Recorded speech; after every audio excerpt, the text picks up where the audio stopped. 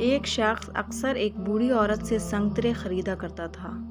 وزن و پیمائش اور قیمت کی ادائیگی سے فارغ ہو کر وہ سنگترے کو چاک کرتا اور ایک دانہ اپنے منہ میں ڈال کے شکایت کرتا کہ یہ تو کھٹے ہیں، اور یہ کہہ کے وہ سنگترا اس بوڑھی عورت کے حوالے کر دیتا۔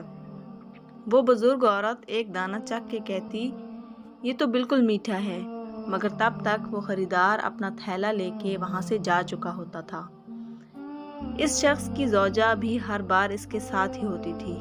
اس کی بیوی نے پوچھا، جب اس کے سنگترے ہمیشہ میٹھے ہی نکلتے ہیں تو یہ روز کا ڈرامہ کیسا؟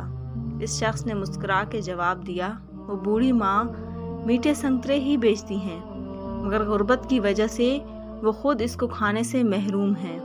اس ترکیب سے میں ان کو ایک سنگترا بلا کسی قیمت کے کھلانے میں کامیاب ہو جاتا ہوں، بس اتنی سی بات ہے۔